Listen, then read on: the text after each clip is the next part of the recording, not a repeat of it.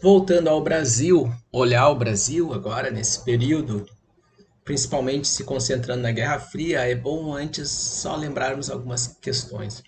O Brasil, historicamente, é uma sociedade criada de dentro para fora, aliás, desculpe o contrário, de fora para dentro, para atender interesses de Portugal. É uma empresa econômica que se monta no país, num território que era controlado por Portugal e onde haviam imensas matas e tribos, né, que eram ainda tribos em estágio nômade ou seminômade,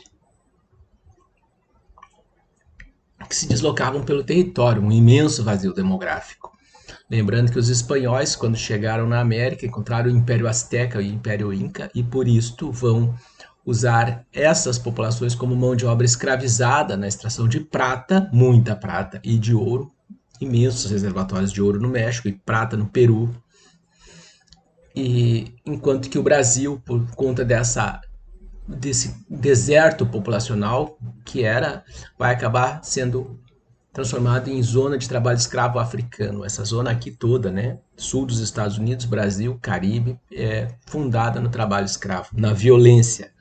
E a violência é uma pedagogia, né, é uma opção, né, como forma de educar, entre aspas, de disciplinar a população escravizada, a população africana que foi sequestrada e escravizada. São 3 séculos e meio de violência. O Estado se constrói como um instrumento de violência para controlar a população negra, para mantê-la disciplinada e obediente. E a violência se transforma, portanto, num instrumento de relações sociais no Brasil, ao ponto de que nós somos uma sociedade que julga que educar uma criança é agredi-la, é espancá-la, que a violência é uma forma de, entre aspas, educação. No entanto, na segunda metade do século XIX, nos anos 1860, começa a haver contestação a essa situação depois de séculos. O país já havia se tornado um país independente, já havia rompido com Portugal, com o colonialismo, mas se atrelado aos interesses da Inglaterra, por opção das elites, lá em 1822. E agora, depois da segunda metade do século XIX, começa uma discussão pela abolição. Fosse por jovens, né, filhos da classe média que iam estudar em Portugal e por conta disso voltavam, né, contagiados pelas ideias abolicionistas, né, nesse momento na Europa, né, seja por causa de descendentes da população negra, que já eram homens livres, que vão se engajar na luta pela abolição. É o caso do Zé do Patrocínio, por exemplo, ou é o caso do Castro Alves. Essa primeira geração de abolicionistas vai ser acusado pelas elites locais de comunista, isso mesmo, comunismo. Né? O comunismo já é um pensamento que existe na Europa. O Manifesto Comunista do Marx é de 1848, quando Marx e o Engels lançam a Liga dos Comuns na Inglaterra, futuro partido comunista, comum, comunismo, de comuns, comunitário. E uma das questões que o comunismo ligado ao Marx vai estabelecer era o fim da propriedade privada, no sentido de que dos meios de produção, não tu ter a tua casa, não essas coisas que as pessoas vão equivocadamente entender, mas a propriedade como um instrumento econômico, que a economia ela tinha que ser coletiva, tinha que ser controlada por todos e atender a todos. Nesse sentido, a elite local entendeu que o fato de que os abolicionistas queriam expropriá-las de sua propriedade. O escravo é uma propriedade dessa elite para elas, é um homem que elas não veem assim, elas o veem como um objeto, como uma propriedade, e portanto esses abolicionistas queriam, né, privá-las dessa propriedade. E se eles são contra a propriedade, eles são comunistas. Esse é o discurso da elite local. Então esse discurso de comunismo, comunismo, comunismo é um troço antigo. Né? Tu encontra essa discussão já no século XIX. Os abolicionistas acusados de comunismo. No entanto, essas ideias que estavam sendo colocadas de abolição, elas, né, atingem, contagiam, né, influenciam a família real, a representante da família real, a princesa Isabel. O pai dela, o Dom Pedro II, está afastado, está enfermo. Ela é a regente em nome do pai há alguns anos.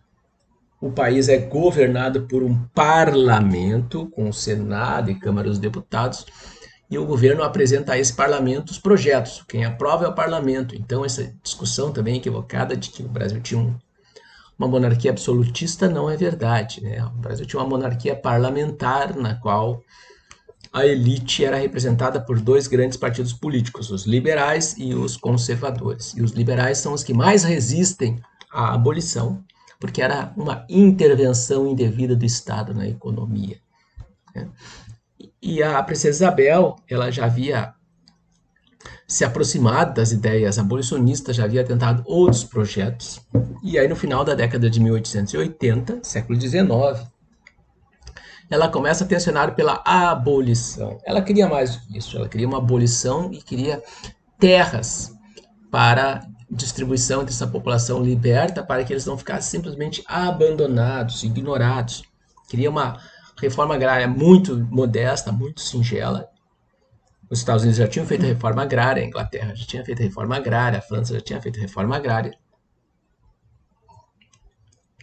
A Alemanha já tinha feito, portanto, é uma medida capitalista que aumenta o número de proprietários, e ela queria uma distribuição mais justa de terras. Não vai acontecer. Ela consegue, com muita pressão, os votos para abolir a escravidão sem indenização, sem indenizar os proprietários, o que para eles é um escândalo. Tira a propriedade deles sem indenizá-los. Mas ela não consegue mais que isso. E a Isabel é uma mulher muito progressista para a época, ela também defendia o direito de voto feminino. A elite política dizia que ela era louca, que as mulheres jamais poderiam votar, que elas não tinham as mesmas qualificações mentais que os homens, né? O fato é que quando ela consegue encaminhar o projeto de abolição em maio de 1888, um representante desta elite, o Visconde de Sinimbu, alerta ela que a abolição da escravidão ia significar o fim do governo dela, que ela ia entregar o governo em troca da abolição para os negros. Um ano depois, isso se cumpre e a elite local acaba derrubando ela. Isso aqui é algumas coisas discutidas na imprensa da época, se a imprensa fosse a nossa de hoje em dia, né? Abolição, 10 motivos para dizer não. Porque a imprensa era toda ela controlada pelas famílias, né, ligadas economicamente aos grandes proprietários de terra, portanto ela é a voz da elite. A imprensa no Brasil sempre foi isso, foi a voz da elite. Ela é uma propriedade privada, ela não representa a voz do coletivo, mas a voz de grupos de interesse que controlam a imprensa e que financiam a imprensa. E ela toda se rebelou contra essa decisão. Isso aqui é uma piada, né, com a capa da Veja. A Veja é uma revista conservadora, se a Veja estivesse lá, ela ia falar isso. Aloprados do governo libertam os negros, desrespeitando os princípios da propriedade privada e provocam caos no setor agrícola. Já esse aqui, a província de São Paulo, é um jornal controlado por uma família ligada à imprensa, à grande mídia. Até hoje essas famílias, né, controlam a grande imprensa, como a Folha de São Paulo, o Estado de São Paulo, são originários dessa época. E aí, em 1889, um ano depois da abolição, o Brasil vira uma república, né? Em 1889. O que mudou para a grande maioria da população? Não mudou nada, né? Nada. Ao contrário, né? Em termos de situação política, o país se transformou ainda mais controlado pelos interesses privados dessa oligarquia rural, que sociologicamente vão ser chamados de coronéis. O coronel é aquele senhor que manda matar, é o dono da terra, que tem poder de mando. Ele manda matar, ele nomeia o delegado, ele nomeia o juiz, ele nomeia o deputado. Ele controla a população que vota, os homens, pelo voto aberto, voto a cabresto. Tem que mostrar para ele em quem tu votou, né? E aí, em 1889, a província de São Paulo comemora, né, a mudança de regime.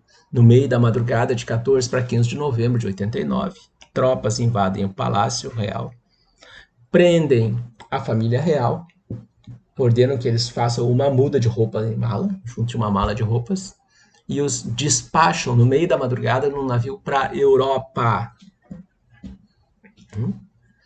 Quando o país acorda, o país é uma república. A população bestializada, como diz um historiador, assistiu aquela concentração de tropas no centro do Rio de Janeiro e achou que era um desfile militar, uma parada militar. E o país se transformou em uma república. Sociologicamente não mudou nada, até piorou.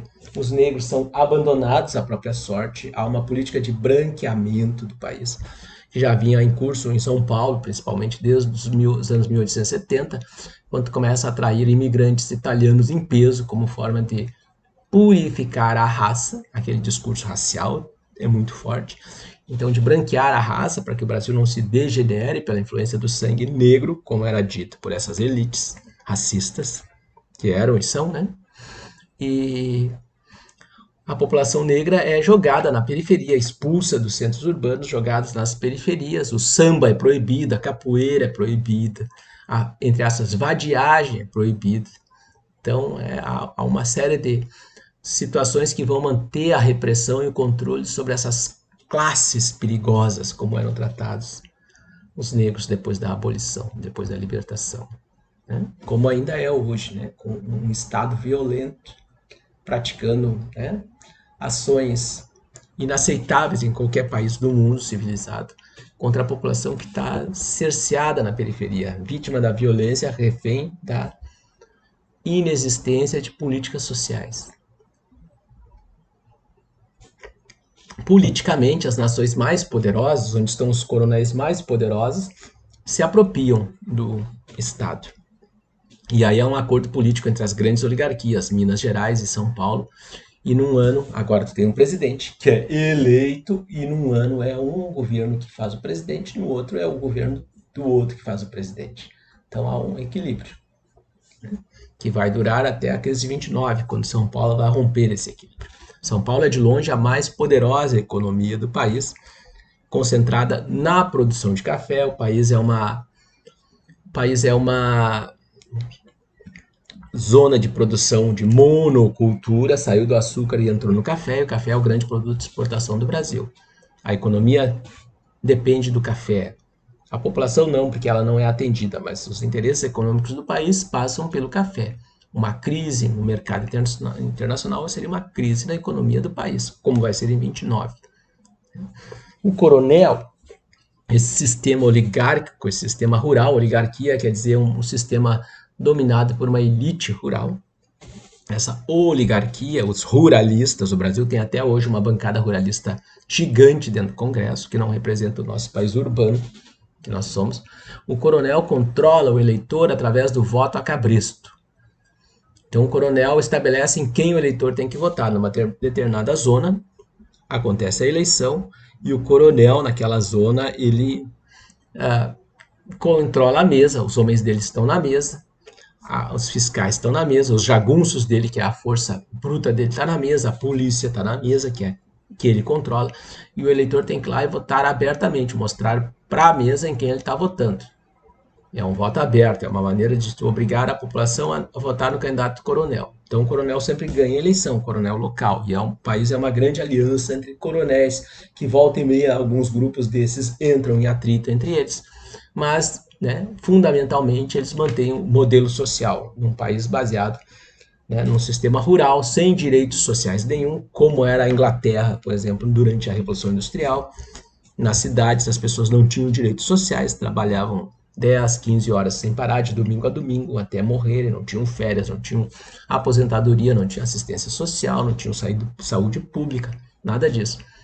E o coronel, ele ganha sempre a eleição, ele escolhe em quem tu vai votar. Né? E aí os homens dele são sempre eleitos, o deputado dele, o governador dele, os grandes coronéis se juntam para defenderem governadores. Existem 2 partidos, em alguns estados 3, que representam os grandes coronéis, e aí às vezes há alguma disputa mais violenta, mas em geral os interesses deles se acomodam.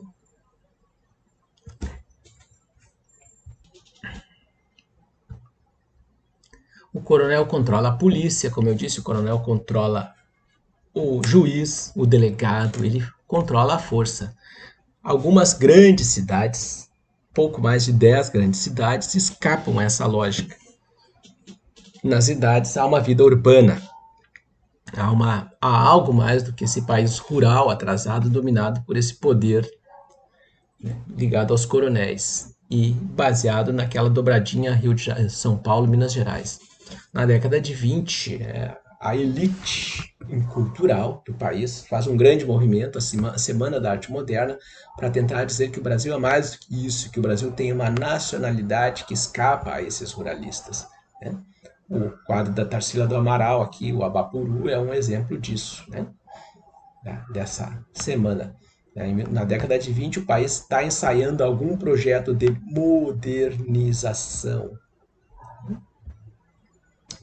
Um outro setor que começa a se mostrar insatisfeito são os militares, não os militares de alta patente, mas os jovens oficiais, os chamados tenentes e capitães, o tenentismo, que ficavam insatisfeitos com aquela questão da corrupção eleitoral, com um país baseado apenas na situação do café, dependente da economia dependente do café. Eles já tinham visto a experiência da Primeira Guerra Mundial, que mostrou que as grandes economias industrializadas, com economia diversificada, venceram a guerra, ou conseguiram manter aquela guerra por aquele longo tempo. E por conta disso há uma insatisfação nesse grupo. Mas eles são filhos de classe média. A elite mandava os filhos estudar nas escolas de direito para se tornarem futuros governantes do país. Era a República dos Bacharéis, como o Brasil também era conhecido. A classe média das cidades, filhos de médicos, de comerciantes, de outros grupos, não tinham esse acesso, e por isso os filhos faziam carreira militar nas escolas militares, como a Escola Militar de Porto Alegre, do Rio de Janeiro. Portanto, esses militares são filhos da classe média das cidades. É um setor que está insatisfeito. Eles tentam algumas revoltas, essas revoltas são sufocadas. Desde 1922, há tentativas deles de derrubarem a República do Café com Leite, né? E essas revoltas fracassam. Mas em 1930 a situação é diferente.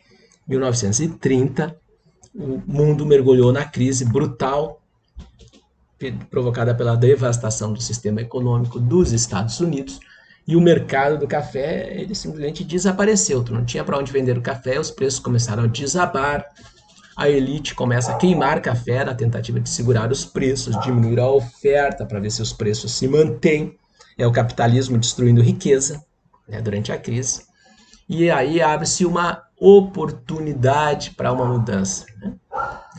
Em 1930, as eleições deveriam recair naquele acordo sobre Minas Gerais, mas os paulistas, violentamente atingidos pela crise econômica, a elite paulista, eles rompem esse acordo e decidem lançar um outro candidato paulista para presidente da República para substituir o Washington Luiz, que é o presidente paulista. O escolhido é o próprio governador de São Paulo, Júlio Prestes, que vai ser o candidato dos paulistas. E com isso os mineiros ficam de fora, eles ficam indignados. No Rio Grande do Sul, uma candidatura alternativa é lançada, o Getúlio Vargas. O Getúlio, que é filho da oligarquia local, que é uma oligarquia militarizada, que tem laços com os militares. O Rio Grande do Sul é muito militarizado por conta da nossa fronteira. O Rio Grande do Sul é o único estado do país que tinha, de fato, uma fronteira viva desde o século XIX, tinha contatos com outros países. Todas as guerras do Brasil, são 5 e são no século XIX, acontecem na nossa fronteira. Portanto, o Rio Grande do Sul concentrava 1/3 dos contingentes militares, faz com que a nossa elite seja muito militarizada. Por outro lado, entre os militares, desde 1889, né, começa a se consolidar uma ideia de um Estado positivista. O positivismo era uma concepção, né, um pensamento pseudocientífico que já havia do Augusto Comte, que é um dos fundadores da sociologia, considerado um dos pais da sociologia, que havia se entranhado no pensamento militar. Portanto, uma parte dos militares brasileiros, principalmente aqueles mais estudados, que se envolviam mais com leitura, que não eram tão afeitos especificamente à doutrina militar, esses homens tinham uma concepção de que o papel do Estado era de desenvolver a economia, né? Que é uma visão do positivismo. Portanto, tem uma visão de um Estado interventor. Eles são capitalistas, mas entendem que o Estado tem um papel importante na fomentação da economia. No Rio Grande do Sul, por conta desta visão e dessa militarização da elite, em 1889, enquanto o resto do país vive um período democrático, entre aspas, uma democracia da oligarquia, na qual só os coronéis escolhiam, e havia revezamento de poder nos estados. Uma época um grupo governava, outra época outro grupo de coronéis governava. No Rio Grande do Sul, 1989, significa a imposição de uma ditadura que vai ser comandada por líderes positivistas ligados aos militares. Primeiro Júlio de Castilhos, depois o Borges de Medeiros. Esses homens governam o Estado por 40 anos. Essa ditadura que reprimiu muita gente, perseguiu muita gente, matou muita gente. Tem uma guerra civil dentro do Rio Grande do Sul, né, em 1893, a Revolução Federalista. 10 mil pessoas são mortas, a maioria degolados nessa guerra. É uma carnificina que ninguém fala, só falam da tal da Revolução Farroupilha e esquecem essa outra. E essa ditadura se impõe no poder, mas ela é uma ditadura modernizante, porque ela tem essa visão de que a economia precisa do apoio do Estado. Portanto, há uma experiência de intervenção do Estado para o desenvolvimento da sociedade, da economia no Rio Grande do Sul.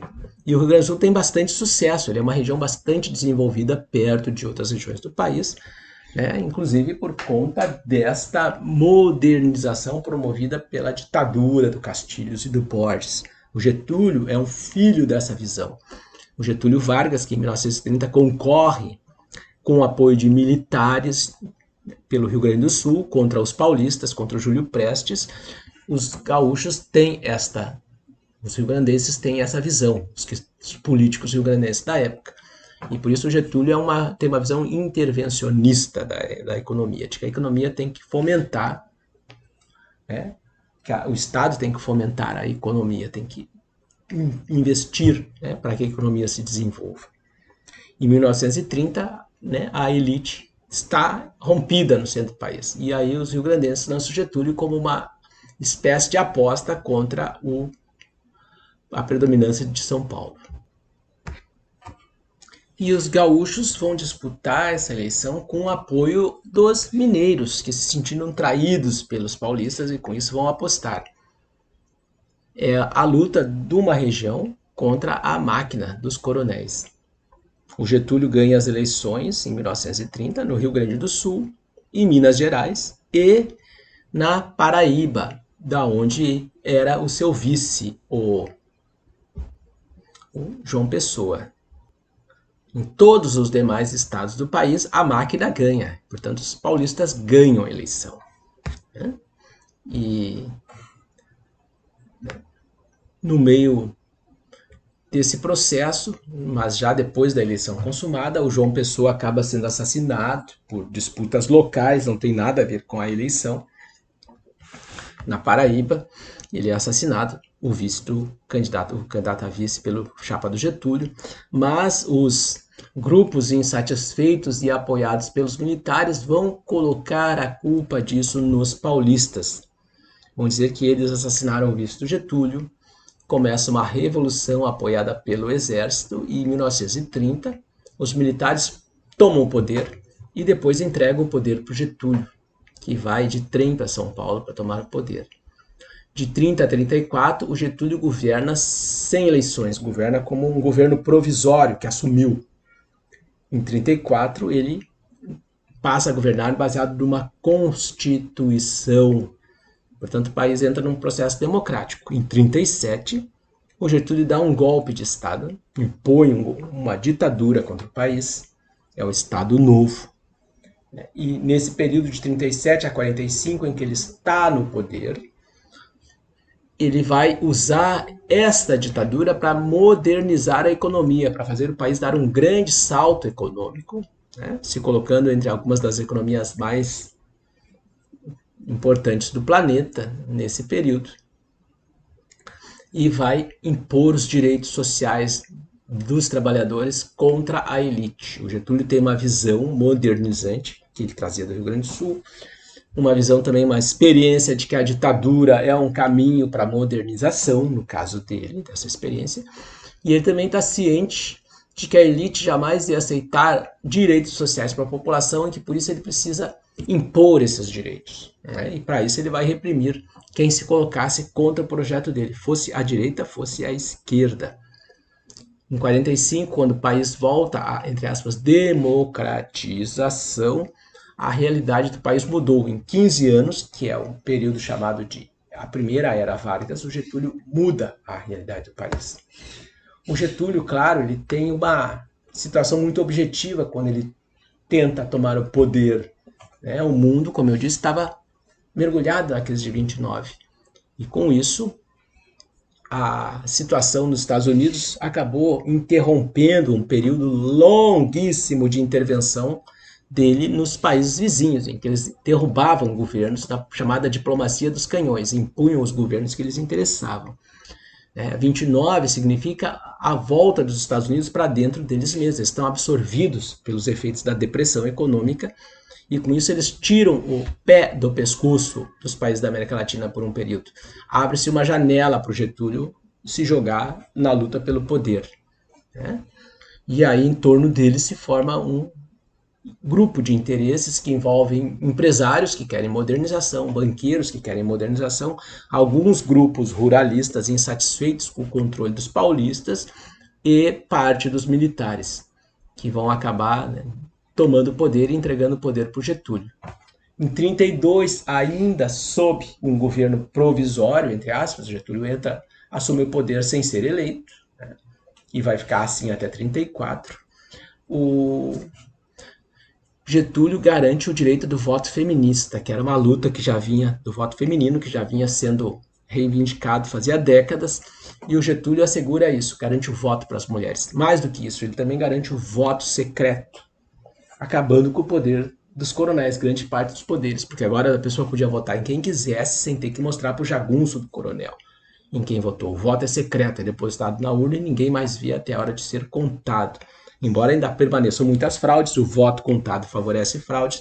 Numa região em que um grupo controla completamente a apuração, ele vai controlar a eleição da maneira que mais lhe convenha. Em 32, o Getúlio enfrenta uma rebeldia dos paulistas que ele tinha derrubado do poder.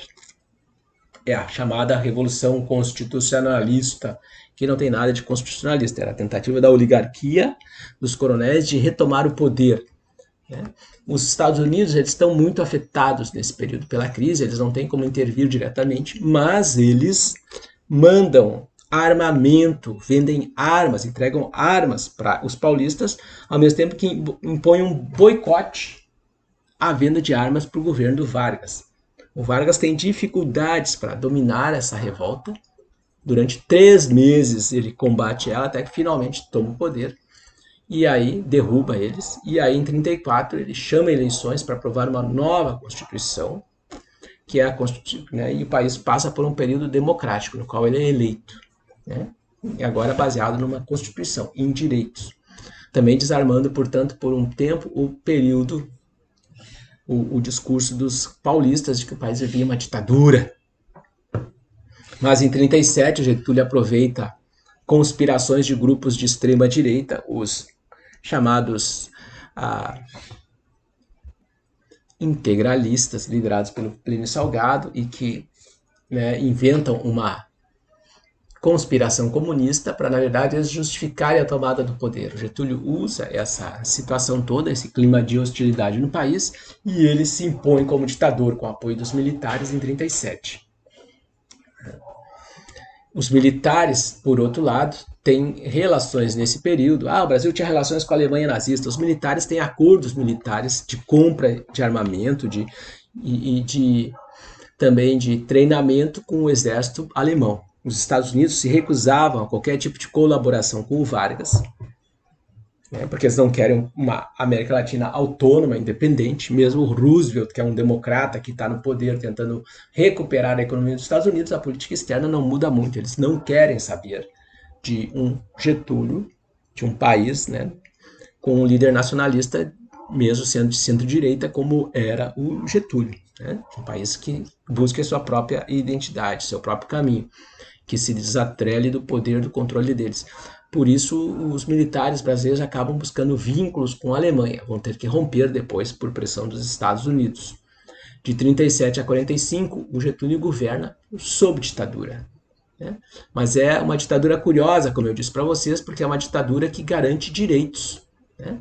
Em 43, o Getúlio cria a CLT, a Confederação das Leis do Trabalho, a Consolidação das Leis do Trabalho, né? Que, né, garante os direitos que os trabalhadores não tinham ainda. Essa lâmina aqui já está defasada, quando eu falei isso aqui eram 70 anos, já faz mais tempo. Parte dessa legislação foi retirada, dos direitos dos trabalhadores foram retirados com o discurso de que as leis atrapalham os patrões. Na época o Getúlio é saudado, as pessoas não tinham nada, não tinham férias, não tinham descanso no domingo, não tinham salário mínimo, não tinham previdência social, que se tu caso tu sofre um acidente de trabalho, como é que fica a tua situação nesse período que tu está afastado e não pode trabalhar, não tinham aposentadoria, né? Não tinham proteção para ambientes insalubres de trabalho, tudo isso o Getúlio traz, né? O Getúlio faz uma revolução nos direitos sociais. Então é uma ditadura curiosa, porque é uma ditadura que dá direitos para a população. E por conta disso, o Getúlio se torna uma figura muito aclamada pela população assalariada, pelos trabalhadores. As pessoas não se dizem eu sou de direita, eu sou de esquerda, elas são getulistas, por exemplo, porque elas se identificam com as leis do trabalho que Getúlio colocou, né? Os trabalhistas, o trabalhismo é uma corrente que vai surgir, uma corrente varguista que vai surgir nesse período. Mas em 45 os Estados Unidos derrotam o Japão, enquanto a União Soviética está derrotando a Alemanha, e eles se recuperaram da crise econômica, eles são a maior potência econômica do mundo, e aí eles se voltam para o Brasil. Eles jogam bombas no Japão e depois derrubam Getúlio. A primeira medida depois dos ataques ao Japão é o afastamento do Getúlio do poder. É o Truman, né? Embora o Roosevelt também hostilizasse o Getúlio, o Roosevelt vem ao Brasil em algum momento pressionar o Brasil a entrar na aliança com os Estados Unidos. Curiosamente, quando ele faz essa visita, há uma esquadra militar dos Estados Unidos estacionada de frente para o Rio de Janeiro. É um recado: ou vocês se aliam com a gente ou vocês estão contra a gente. E aí eles iam explodir o Rio de Janeiro. E aí o Getúlio acaba apoiando os Estados Unidos e entra na guerra ao lado dos Estados Unidos, mandando tropas lutarem na guerra. Os brasileiros servem de bucha de canhão nas operações contra os nazistas na Itália, sim, é a Itália, mas quem estava sustentando o fascismo do Mussolini são tropas de elite da Alemanha, e aí os Estados Unidos tentam desembarcar na Itália em 43, esse desembarque não dá certo pela resistência alemã, e eles mandam as tropas brasileiras enfrentar de frente, avançar de frente contra eles, enquanto os Estados Unidos tentam achar algum flanco para atacar os alemães. E aí os brasileiros se destacam nesses combates. Mas ninguém toma a Itália, né? Essa região da Itália fica metade da Itália para cima, ali no norte da Itália, ele não é tomado nunca. Né? Não conseguem desalojar essas tropas alemãs. Mas os brasileiros se destacam, inclusive o mais famoso herói de guerra, né, do Brasil, o maior herói militar do Brasil é o brigadeiro Rui Cirne Lima, né, que se destacou, né, volta coberto de honras das bravuras dele durante as campanhas do Brasil, vai ser depois perseguido pela ditadura militar, que é uma ditadura que vai perseguir milhares de militares, inclusive o maior herói de guerra brasileiro, o brigadeiro Rui Cirne Lima. Brigadeiro é um posto equivalente a um general. E os Estados Unidos, eles agora se voltam então para afastar o Getúlio. A elite brasileira, aquela que está insatisfeita com o Getúlio, que conspirava contra ele, liderada por parte dos paulistas, ela não tem força para derrubar o Getúlio. Por isso há uma aliança entre as elites e os Estados Unidos. E aí militares que estavam na Europa, ao lado dos Estados Unidos, são cooptados. Inclusive um ex-colaborador do Getúlio, Eurico Gaspar Dutra, e eles afastam o Getúlio do poder. Com a desculpa que os Estados Unidos usam nós lutamos na Europa e na Ásia para derrubar o fascismo. Não podemos permitir um fascista no poder na América Latina.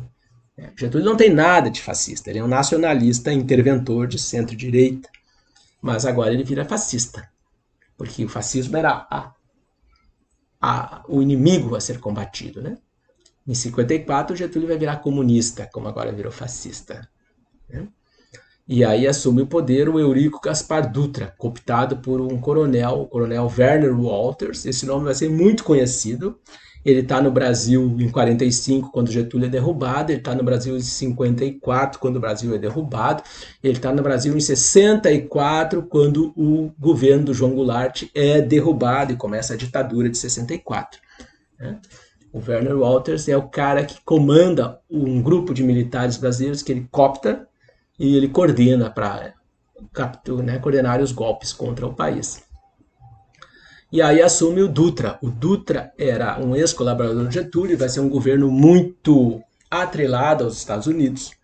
Parte do urânio brasileiro é entregue para os Estados Unidos nesse período, junto com areias raras, areias monazíticas, que são usados para a fabricação de armas nucleares. Os Estados Unidos está bombando, desenvolvendo as armas nucleares deles. E aí, por conta disso, né, os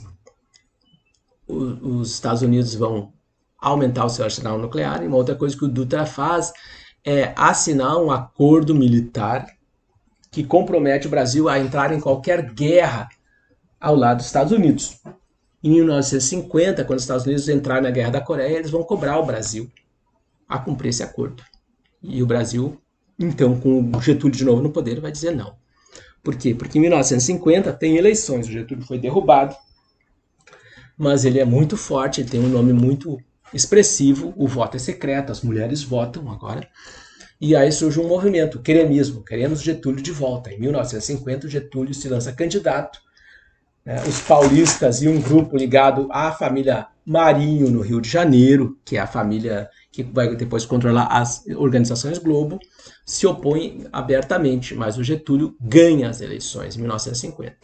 Ele concorre junto com um brigadeiro, um militar, vejam bem, um militar que não se afastou da Força Aérea, né, mas que podia concorrer. Os militares podem ter partidos políticos nessa época. O Eduardo Gomes, né, que era um candidato, né, do setor mais reacionário do país, do PRP, né, representação popular, não tinha nada, né, mas no Brasil a extrema-direita sempre se usa nomes popular, democrático, social, liberal, e não é nada disso, as palavras não estão exatamente no lugar quando se trata da questão política no Brasil. Apoiado pelo troço mais extremista que tinha na época, que era a UDN, União Democrática Nacional, que não tinha nada de democrática também. Era o partido do golpismo, que depois vai sustentar a ditadura. O lema dele era vote no brigadeiro, que além de bonito é solteiro. Mas não votaram, né? O Getúlio ganha disparado as eleições. E enquanto Getúlio está sendo eleito, Carlos Lacerda, que se torna a voz da conspiração contra Getúlio, é um jornalista do Rio de Janeiro, da UDN.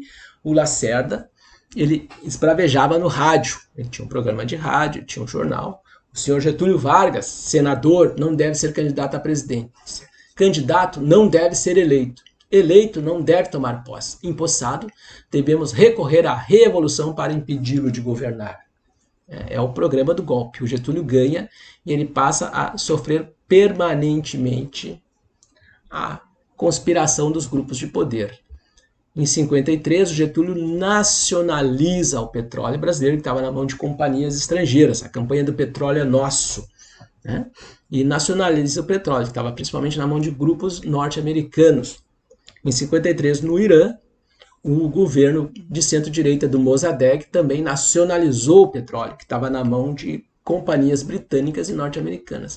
Neste mesmo ano, 53, o Mossadegh é derrubado num golpe de Estado e o Irã mergulha numa ditadura, que vai durar até 1979.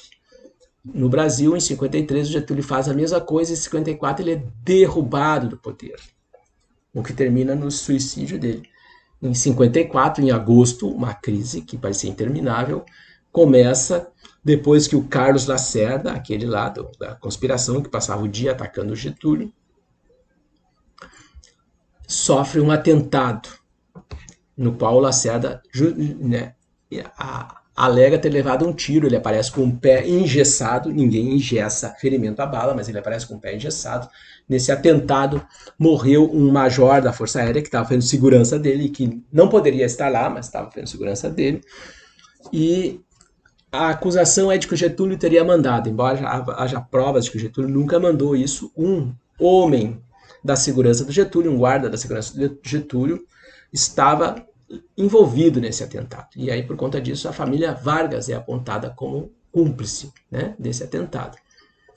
Quem vai comandar as investigações é o Eduardo Gomes, o cara que perdeu as eleições. Ele vai comandar, muito isento, né? E eles montam uma base de investigação dentro da base aérea do Galeão, e lá, no Rio de Janeiro, na base militar, eles forjam, hoje também está aprovado, eles forjam provas, tentam incriminar o Getúlio de qualquer maneira, não conseguem. E aí, como eles não conseguem provar que o Getúlio está ligado ao atentado, eles começam uma campanha difamando o Getúlio, acusando o governo de corrupto, porque esse guarda do Getúlio que foi preso, acusado de estar envolvido no atentado, tinha os contratos suspeitos com algumas empresas, o cara tinha, né? E se tem um corrupto no governo, o Getúlio é corrupto, a culpa é dele, ele é corrupto, ele tem que ser derrubado. Começa o discurso moralista da corrupção, sendo que o Lacerda era a figura mais corrupta do Rio de Janeiro, mais tarde vai ser governador do Rio de Janeiro, mas, né, o discurso da corrupção começa a bater as portas do governo. E aí alguns militares, os mesmos de 45, né, se organizam e fazem um manifesto exigindo a renúncia do Getúlio. O Getúlio tentando fazer um acordo político, confiando, achando que podia confiar nas pessoas, que não era um golpe de Estado, ele faz uma proposta que ele se afastaria do poder enquanto as investigações estivessem sendo conduzidas, para que se provasse que ele não tinha nenhum interesse em atrapalhar as investigações. Ele dizia que, doa quem doer, ele queria que tudo fosse apurado. Confiou demais, né?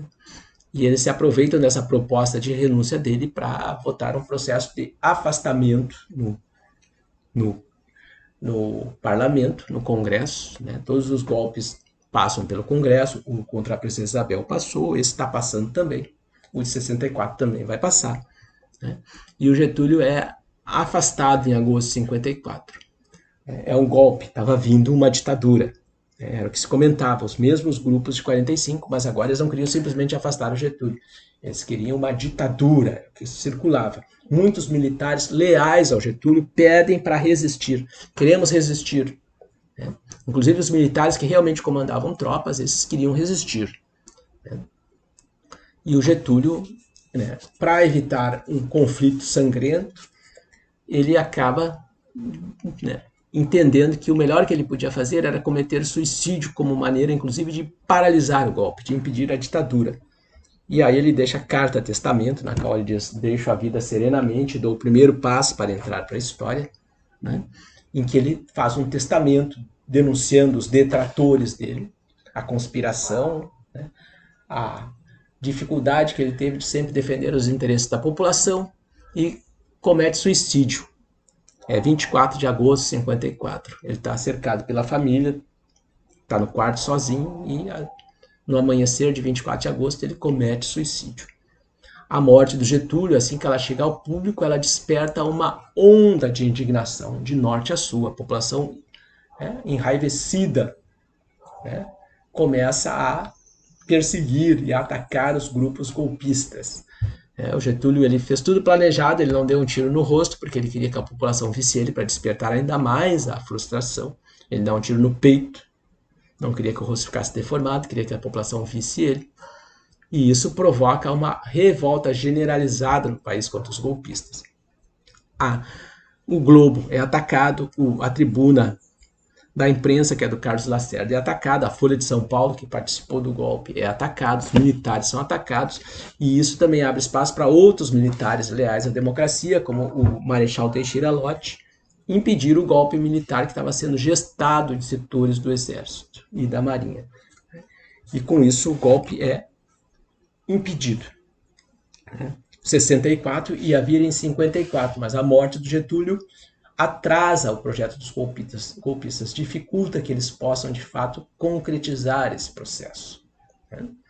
A população aqui revoltada, atacando carros do Globo. Né? Há uma imensa onda de indignação popular que toma conta de todo o país, como eu disse. E aqui o Tancredo Neves, Tancredo que era ministro do Getúlio, queria resistir com armas, e o Getúlio optou pelo suicídio. O Tancredo denuncia que era uma campanha internacional que foi financiada, que foi montada, o golpe foi uma estratégia.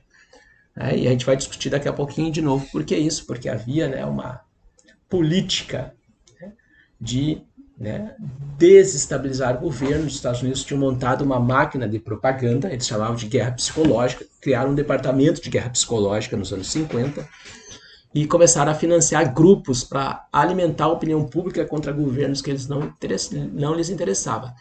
As organizações Abril, por exemplo, donas da Veja, são fundadas no Brasil por um grupo norte-americano, em 1950, o Grupo Civitas, que vem para o Brasil exclusivamente para fazer campanha contra o Getúlio.